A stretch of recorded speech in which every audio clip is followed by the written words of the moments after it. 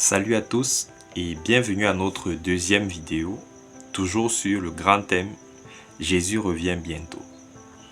Aujourd'hui, nous allons aborder une nouvelle thématique, plutôt un nouveau concept, être sous la loi et être sous la grâce. Et je vous invite à ouvrir vos Bibles dans le livre de Galates, le chapitre 5, les versets 18 à 25. Déjà, j'espère que vous avez suivi la première vidéo. Cela vous servira de prérequis parce qu'aujourd'hui, nous allons faire en quelque sorte un approfondissement. Voilà. Et nous allons nous interroger et nous questionner. Parce que, quoi qu'aimant Jésus, il y a des petites choses, petites entre guillemets, qui peuvent nous faire, rater la vie éternelle.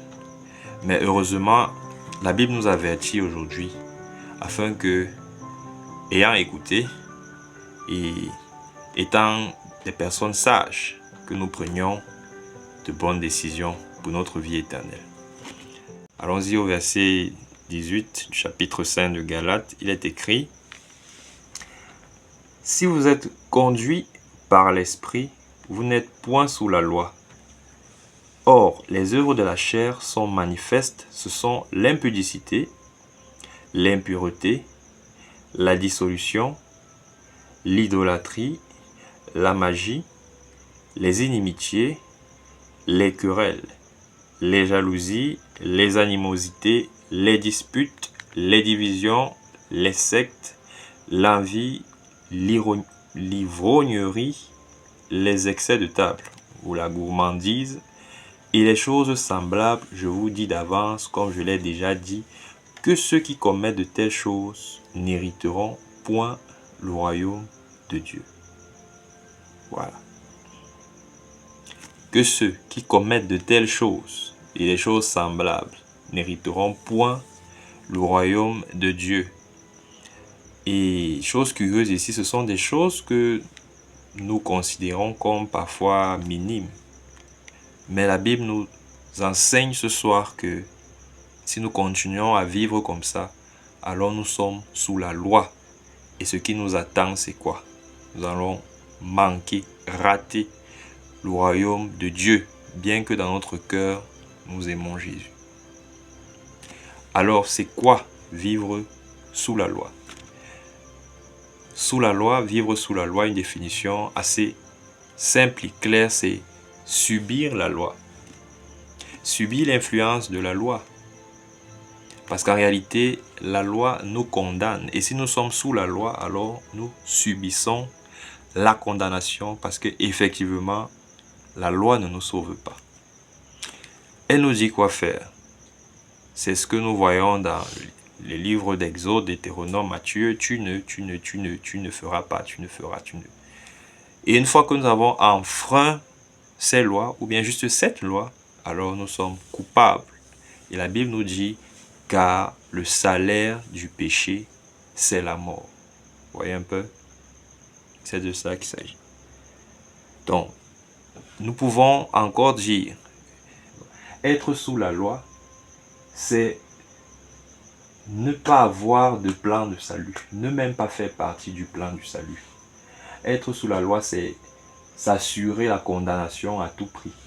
Être sous la loi, c'est croire qu'il n'y a pas une possibilité, il n'y a pas de rachat, il n'y a pas de rédemption. C'est refuser Christ, c'est refuser l'œuvre de Jésus sur la croix.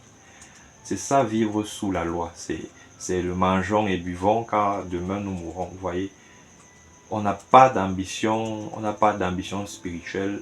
En fait, on rejette tout simplement Christ. C'est ça, vivre sous la loi. Et si nous sommes dans cet état-là, ou bien si nous sommes encore dans cet état, alors, quoique nous asseyons à l'église, quoique nous aimons bien la religion, nous ne serons pas sauvés, malgré tous ces efforts-là. Pourquoi? Parce que nous chérissons la chair. Nous la chérissons. Bon, quand je dis nous la chérissons, tel que le texte nous le dit, s'il faut rester dans le contexte du chapitre, c'est que nous vivons dans l'impudicité, nous vivons dans l'idolâtrie, dans la magie, on aime la sorcellerie, on pratique, on considère cela comme étant quelque chose de normal. Vous voyez, on parle de l'animosité, les disputes, ce sont des choses qui paraissent assez banales, vous voyez un peu. On parle des divisions, on parle des sectes. Aujourd'hui, il y a des personnes qui parlent avec beaucoup de ferveur. Ils appartiennent à telle secte, ainsi de suite, machin, ils sont intelligents et tout, et tout. Vous voyez un peu. Pourtant, ces choses-là nous feront rater le ciel. C'est pourquoi la Bible nous avertit, pour que nous ne soyons pas surpris.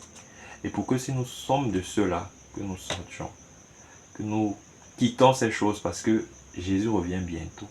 Et il ne nous sauvera pas dans le péché, non. Nous continuons. Maintenant, vivre sous la grâce.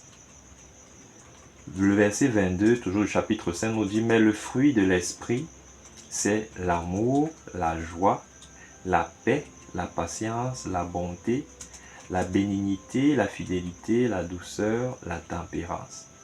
La loi n'est pas contre ces choses. Ceux qui sont à Jésus-Christ ont crucifié la chair avec ses passions et ses désirs. » Donc, pour être réellement avec Christ, vous voyez que c'est ça la définition de vivre sous la grâce. Donc, ça ne veut aucunement dire que nous sommes exempts de toute sanction et que tout nous est permis. Vous voyez un peu, non. Tout simplement, vivre sous la grâce, c'est subir l'influence de la grâce. La grâce vient d'en haut. La grâce vient de Dieu. Vous voyez un peu, c'est épouser dans ce caractère-là qui nous vient tout droit du Père, qui nous vient tout droit du Christ. Et on a mentionné, c'est vivre dans l'amour, la joie, la paix, la patience. Et le verset 23 nous dit que la loi n'est pas contre ces choses. Donc vivre sous la grâce, c'est ne pas piétiner la loi, tout simplement. Le texte, il est clair. Vivre sous la grâce, c'est ne pas piétiner la loi, mais la respecter. La respecter de sorte que nous transformons nos vies, jour après jour. Nous transformons notre caractère et nous mettons celui-ci à la ressemblance de Christ, non. Voilà.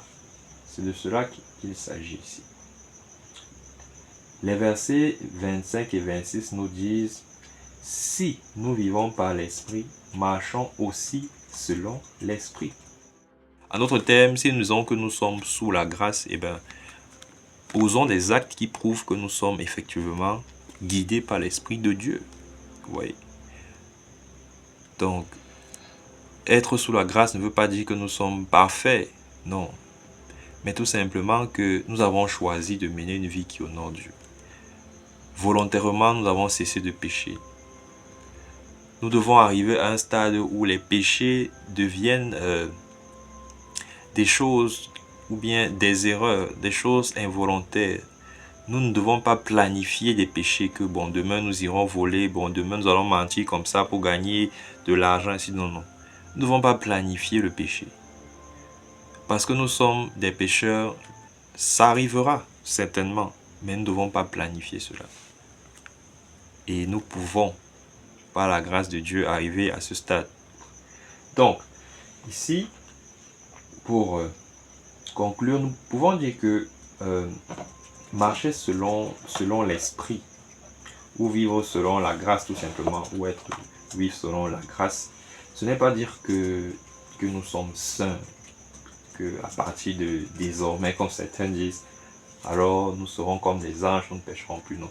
Nous devons abandonner peu à peu, sortir de nos tendances naturelles pour épouser le caractère de Christ, et ça, vivre sous la grâce. Donc, merci d'avoir regardé cette vidéo et que Dieu vraiment nous accorde ce privilège-là, cette grâce-là et surtout cette volonté d'abandonner nos péchés, qu'ils soient mignons, mais que Dieu nous accorde par son Esprit Saint, qui mette en nous la haine du péché, qui nous donne de détester le péché et plutôt de chérir la grâce qu'il nous accorde. Parce que l'une des définitions de la grâce, c'est quoi? la grâce n'est pas seulement une nouvelle possibilité que Dieu nous accorde lorsque nous fautons, de marcher avec lui, non. Mais c'est également cette puissance-là qui nous permet de vaincre nos faiblesses. Si nous étions faibles avant, aujourd'hui nous devenons forts. Si voler pour nous était tellement facile, parce que nous sommes avec Christ, cela devient de plus en plus difficile au point où nous nous voyons en train d'abandonner ce péché définitivement. Ainsi de suite, il y va non seulement du péché, mais de tous les autres péchés que nous connaissons et que parfois nous chérissons. Que Dieu vous bénisse.